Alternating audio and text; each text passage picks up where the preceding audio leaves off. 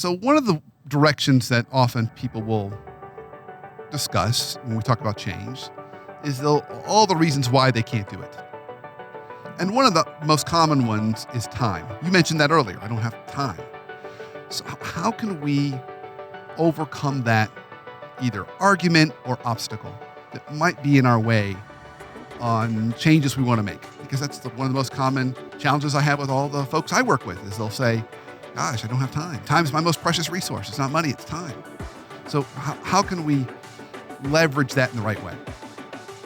So I have a concept and a story, and they may go different directions. Let's see how this goes. All right, sounds great. So here's the concept. Yeah, the concept, it goes back to setting those goals so small, so focused, there's no excuse for missing. Right? Okay, yep. So given the time you have, what's a thing you can do? Just one small step. We're not going to solve the problem.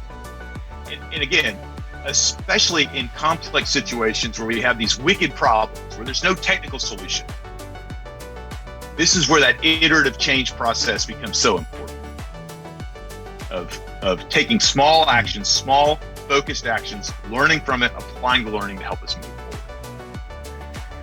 And in that process, we may discover that the change we thought we wanted is not actually what we want.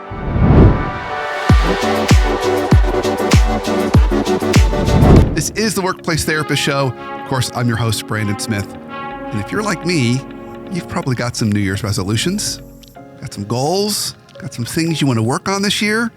And so our topic today is how do we create positive, sustainable change? To help us on this topic, my guest is Dr. Stan Ward. He is the founder and principal of Influence Coaching, and he's going to share with us some tips and tricks on how we can take that big change we want to make and turn it into small experiments. So listen real close as Stan and I have this conversation, and of course, stay tuned to the very end, and I'll share my takeaways so we, you and me, can start to make those changes this year that we want to see made.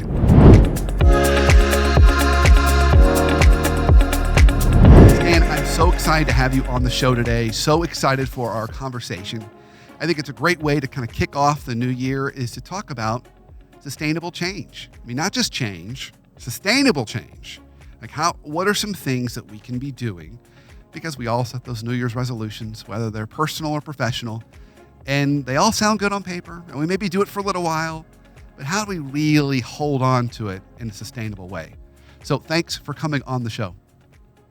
It's my pleasure. Thanks for the opportunity. Yeah, really excited about it. So before we jump into our topic, tell us a little bit about you. For listeners who may not be familiar with you, share a little bit about kind of what you do and how you got doing it. Thank you. Yeah, so name's Dr. Stan Ward. I'm a leadership coach with a focus on helping folks, one, reduce unnecessary conflict, which is how I found out about your work because I started following people doing similar things. Two, helping folks either prevent or recover from burnout. And then three, helping folks with sustainable positive change. Nice. As far as how I got into that, I did a PhD in leadership studies and originally thinking I was going to be an academic and certainly done some of that work. But toward the end of that program, a colleague in the program who was a vice president in the aerospace industry pulled me aside. And she said, Stan, I really think you have the heart to make a great coach.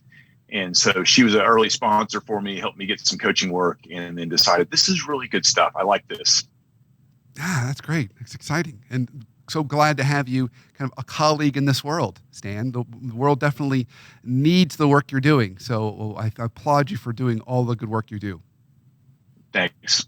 So let's talk about positive, sustainable change. I mean, I guess the obvious starting place.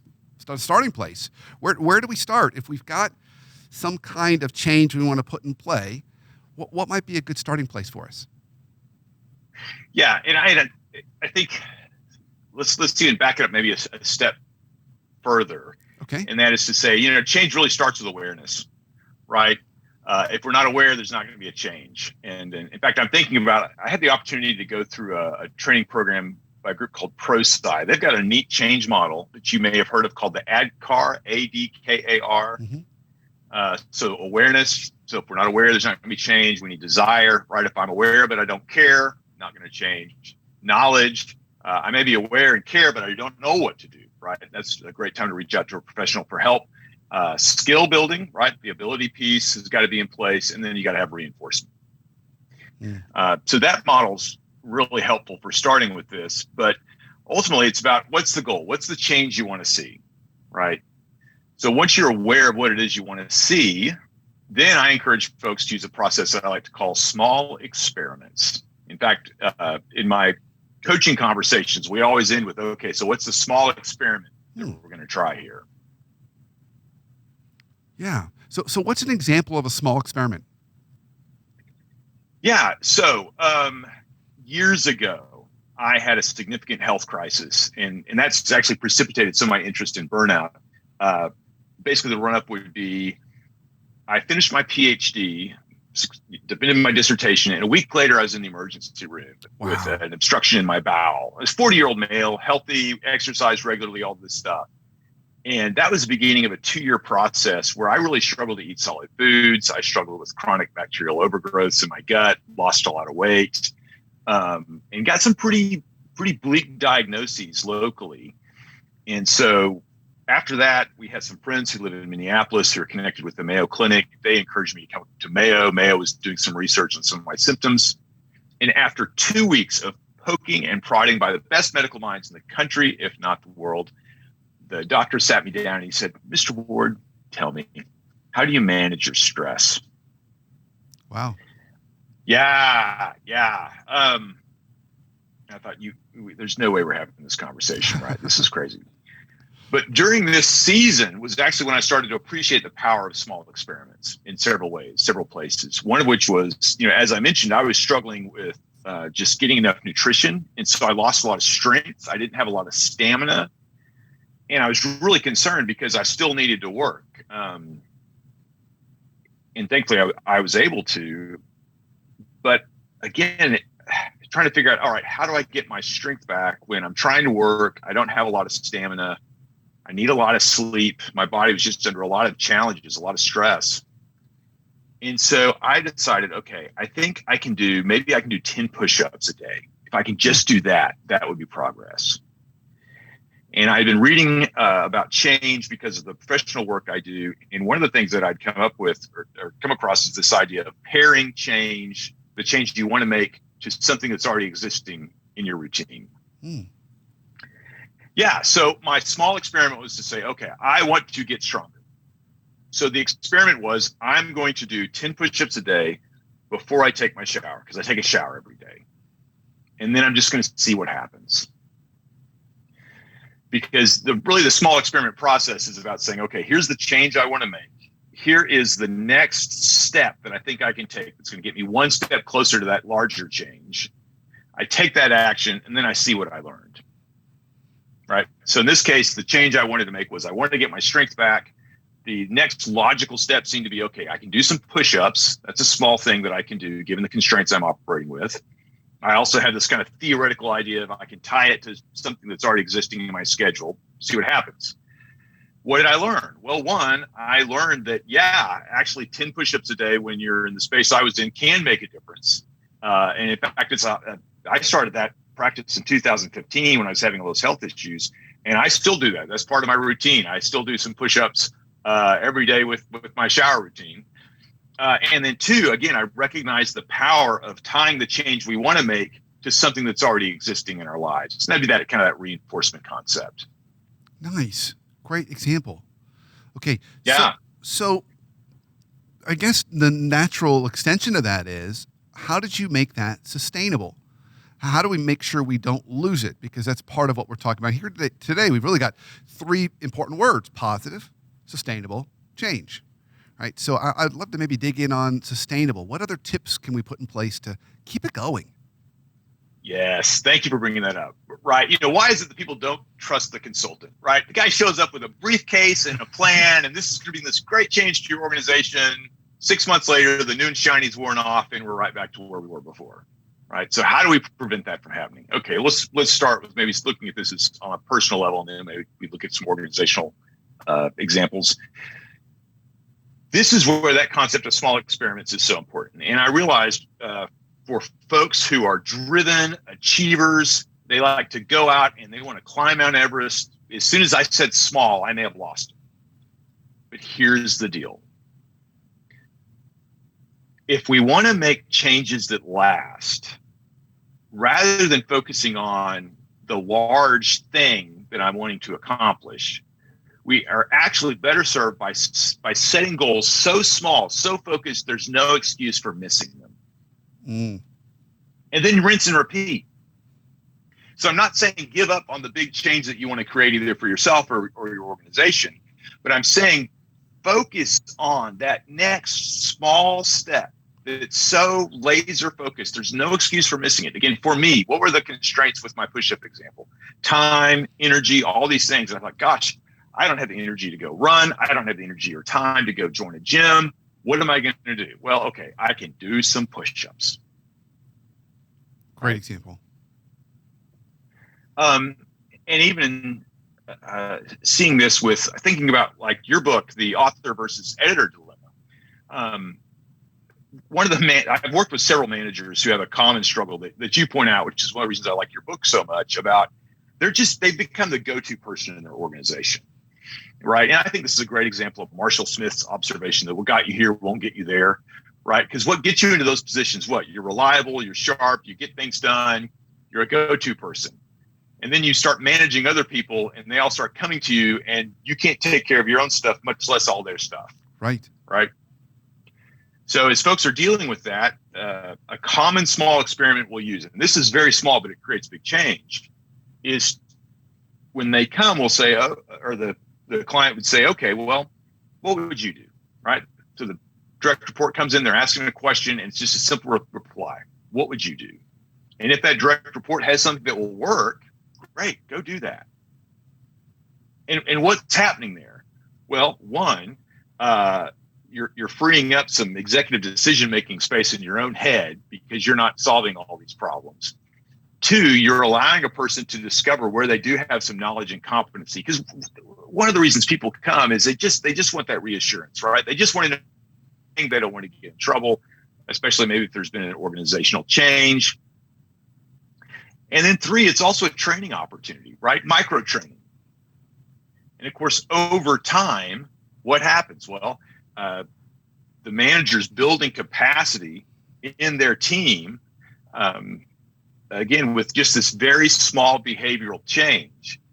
And the focus, the other thing I want to feature here is that the focus of small experiments is not, and this is what makes it sustainable, the focus is not whether or not we succeed or fail. The focus is what am I learning and how can I apply that moving forward? That's beautiful. So what I love about that example you just gave too is that it can be simply how you change how you have conversations. Like just by making it a process, just every time a direct report comes in, say, what would you do? And just making that's a small, sustainable change to habit, but then it has bigger ripple effects because then now that challenges them to bring ideas and challenges them to think differently and act differently. And it keeps you sitting in the right seat. So I just love that as such a fun little micro example that has such big impact. Yeah, and the big change you're wanting to achieve, right, is this idea of staying in that editor seat, delegating more effectively, being more strategic, that kind of thing. But this is a very small action. You try it, you learn from it, and then you build on it. And then that's the other piece, is you have to build on these things. Sometimes people pick on life hacks because they seem like such small, obvious things. And you're right, a single life hack in and of itself may not be that big a deal. However, you're probably familiar with the principle of Kaizen, right? That 1% improvement a day. Well, do the math. And by the way, I'm not really a math guy. I did a qualitative dissertation instead of quantitative. But what I know is 1% improvement a day over the course of a year, the return is actually greater than 365%, right? Because there's kind of this compounding interest thing that happens. Yeah. So I want to go take this conversation in a slightly different direction. Please.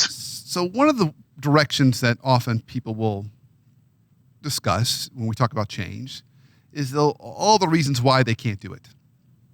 And one of the most common ones is time. You mentioned that earlier. I don't have time. So how can we overcome that either argument or obstacle that might be in our way on changes we want to make, because that's one of the most common challenges I have with all the folks I work with is they'll say, gosh, I don't have time. Time is my most precious resource. It's not money, it's time. So how can we leverage that in the right way? So I have a concept and a story, Okay. and they may go different directions. Let's see how this goes. All right, sounds great. So here's the concept. Yeah, the concept, it goes back to setting those goals so small, so focused, there's no excuse for missing it. Right? Okay, So given the time you have, what's a thing you can do? Just one small step. We're not going to solve the problem. And again, especially in complex situations where we have these wicked problems, where there's no technical solution, this is where that iterative change process becomes so important of taking small actions, small focused actions, learning from it, applying the learning to help us move forward. And in that process, we may discover that the change we thought we wanted is not actually what we want. So here's my story. So this year, there's a charity group in town that my wife has supported in the past, and they were going to do a 5K. And I thought, oh, this will be fun. I can go run a 5K on this Saturday morning. And I haven't run since the health stuff in 2015. So I thought, okay, I'll get this Couch to 5K app and I'll figure this out. Well, I'm also a very happy dog owner, as we discussed before the show. And so I took my little terrier out with me because she's a great dog. She's my little buddy. And usually we walk every day, or I take her on nature hikes. And I noticed that once I kind of got going with the 5K program, man, she just could not keep up with me. Wow. Right? And I learned something. I learned that it's more important to me to have that daily walk with my dog than to run a 5K for this charity, even though as wonderful and as fun as that would be.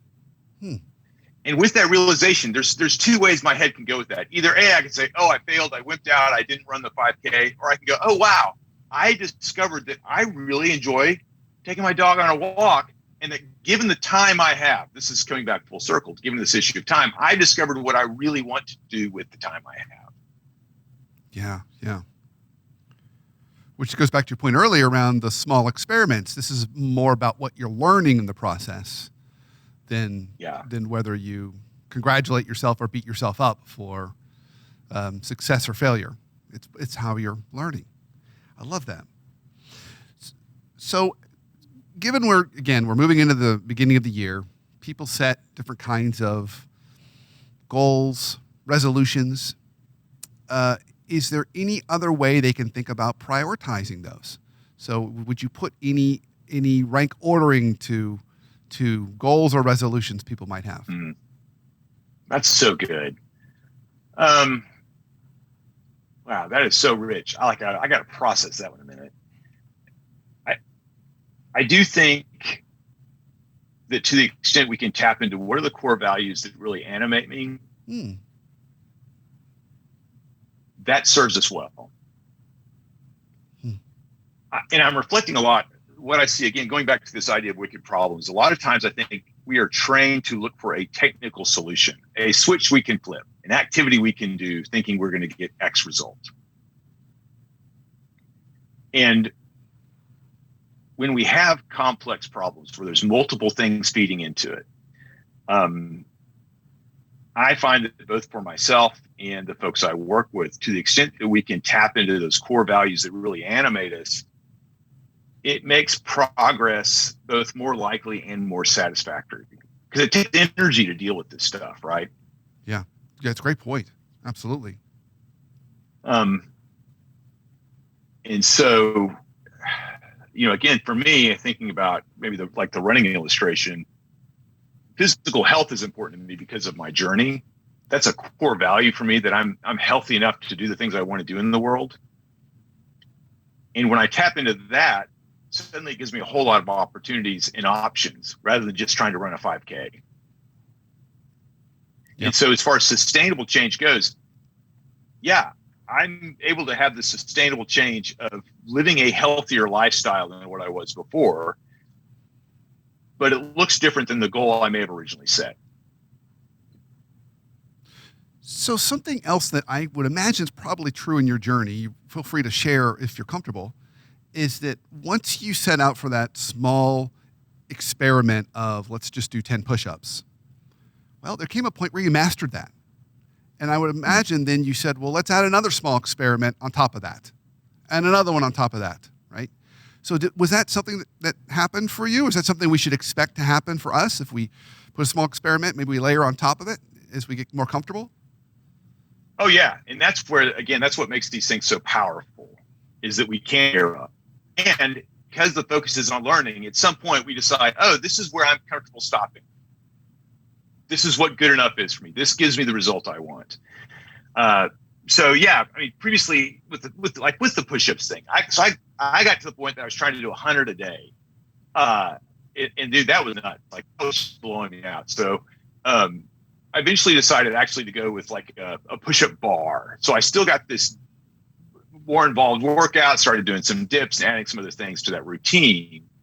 So again, this health goal, the strength training goal is met there. Just looked different than what I originally thought it was going to look like as I was layering up, as I was adding these different pieces to it.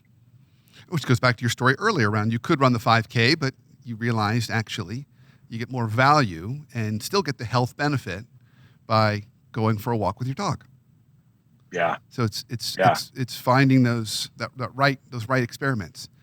Stan, this has been great. So, I mean, I've been asking lots of questions. What else have I not asked? What are some other things we need to be considering as we're trying to do these positive, sustainable changes? Yeah. So beware. I call the guy Jimmy Big League. Do you remember Big League Chew from back in the day? Oh, yeah. Had the big guy swinging the bat. Yep. Yeah, great flavor was my favorite. So Jimmy Big League, so I call that guy. And he just always swings for the fences.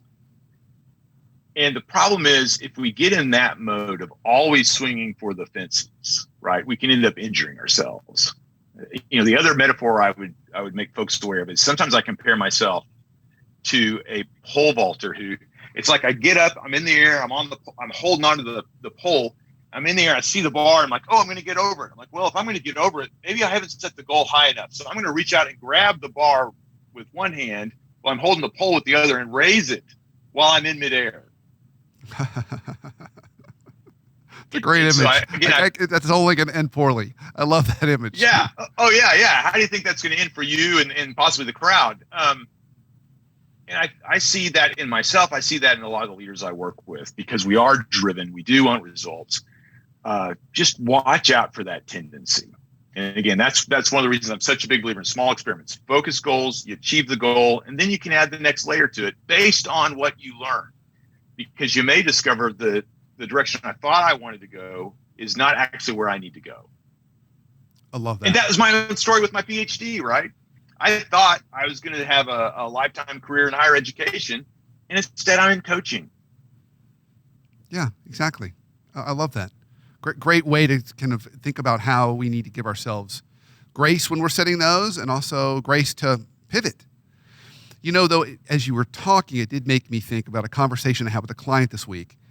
And he said, we had a great year last year, amazing year. And that was great for lots of reasons. Sometimes it's because of pricing increases and all those other sorts of things. He said, but now there's going to be the expectation that we do even better next year. And I'm not quite sure how we're going to do that. So it's almost like, we may not be suffering from Jimmy Big League, but there may be a board of directors or senior executives or shareholders or someone else that says, all right, you did great this year. Let's see how high you can go. And that can be a challenge. I don't know if you have any advice for us there, but that's a tricky one when someone else is in charge of setting the goal. Yeah, that's a systemic challenge, right? It's more than about the individual. It's about more than just the individual leader. I'm a big believer that you get what you measure. So if you only measure a certain kind of growth, you may get it, but it's also going to cost you some things. I would say if you look at a lot of the ethical failures that we've had over the years in businesses, and in particular, I helped edit a book called Ethical Leadership, a primer. And in that book, one of the things we looked at was the Wells Fargo collapse that happened, was it 2015, 2016? Mm-hmm. A lot of that came out. They had this wonderful statement about their mission and their commitment to their customers and their core values. All that stuff was just beautiful. And even I think, like 2012, Forbes had called them the business that works. All this praise. But what happened was they were only measuring a certain kind of growth, the sale of the great eight. And they weren't measuring any of these other things about how they were getting there, some of the other behaviors that were going on in the workplace. And this is not to throw Wells Fargo under the bus, because this is such an easy trap for our organizations to get into. Right. So what I would say is, to the extent you can start talking about, okay, what are we really measuring here? And how do we determine success holistically? That can be really fruitful. And I'll also admit, it takes a lot of work, and it's going to take a board that's concerned about more than just short-term gains. Yeah. And I think that those shortcuts and concerns for short-term gains are often the things that get us into whether toxic leadership situations or toxic workplace situations. Yeah, absolutely. Absolutely. Nice. I love that. That's a great way to think about that, because it's so often, that's what I'm hearing from my clients, is that, they're being pushed on this one measure or number, but you're right, it's going to cost something else, or some things else. So making sure we're keeping the right things on our radar. Well, Stan, this has been great. Yeah, please go ahead. I'm just thinking of Ira Chalice's book, The Courageous Follower, can help with those conversations. I really appreciate his work. Even though follower may not sound quite as exciting as leader, really it's about being a partner in your organization. And anytime you've got to communicate up, there's some great tools there. Beautiful. I have not read that book. Yeah, it's great. You've added to my reading list, my friend. Good. Well, anything else around this conversation that we haven't talked about yet? I think we've done well. I think we've hit the big bullet points. Well, so I ask all my guests on the Workplace Therapist podcast this final question. What's one life hack you have for us on how we can either have healthier conversations or build better relationships, either at home or at work? I love this because it segues so brilliantly from the last case example you were giving about expectations from our leaders or our boards. I'm convinced that one of the best things we can do in managing conflict is to check our assumptions. If I assume that this conversation, this hard conversation, this conflict situation is an obstacle to my goals or is a threat to me, it's going to cause me to go in fight or flight, and I'm just not going to show up in the best possible way as a leader. If, on the other hand, I come into the conversation with the assumption that this is an opportunity to get clear on what's really important, and that's the goal, totally transforms the experience. And I've seen that for myself, whether it's situations at home or even in situations with my clients. Sometimes I make mistakes. I remember I had an automated billing system I'd set up, and it billed something wrong for a client, and I just thought, oh no, right? And that was a moment of saying, okay, step back, practice what you preach. This is an opportunity. Now let's go have the conversation, let them know what's happening, and see what we can figure out. Beautiful. I think that's a nice, simple way for us to challenge all of those situations that we walk into, challenge our own assumptions, and make sure that we're being open to other possibilities and opportunities. So, Stan, if people want to learn about you or learn more about the great work you're doing, where can they go? Yeah, I'd encourage you to go to my website, which is coachingforinfluence.com, all one word, coachingforinfluence, coachingforinfluence.com, or just search for Influence Coaching. There you'll find my blog and a variety of free resources you can access. Excellent. Well, Stan, my friend, thank you so much for sharing your insights and your guidance with us today. I really, really appreciate it. Keep up the great work and the great fight. We definitely need more people in the world like you. Thanks. And you.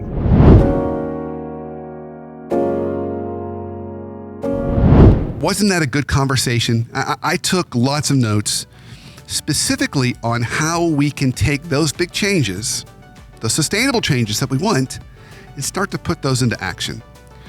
So Stan first starts and talks about the importance of small experiments, how we take that change that we want and we turn it into something small. And I love that he said, and pair it with something already working, kind of already a routine in your life. He gives the great example of his personal change that he wanted to put in place. And he said, I was going to do 10 push-ups right before I take a shower every morning. So paired it with that routine. And then that built. And as we talked more, we talked about the importance of layering on other small experiments. So you get success in one place and then you add another one and another one. And you find ways to make it so simple that there really is no excuse. That was another great tip that he had for us. And then we ended our time and he warned us. He said, you want to be careful not to, as he put it, not to be Jimmy Big League. In other words, always constantly stretching the bar, always constantly challenging yourself to a point that is either unsustainable or really misaligned with your values. And he gave that great example of, personally, he was going to run a 5K, but then he realized that was going to take away from his daily walk with his dog. And it was more meaningful to him to have the daily walk with his dog, that routine, than to go for something bigger. I'm sure there are many more that you took away. The key is pick something from our conversation, put it in place so you can start to have those positive, sustainable changes for you this year that I know you want.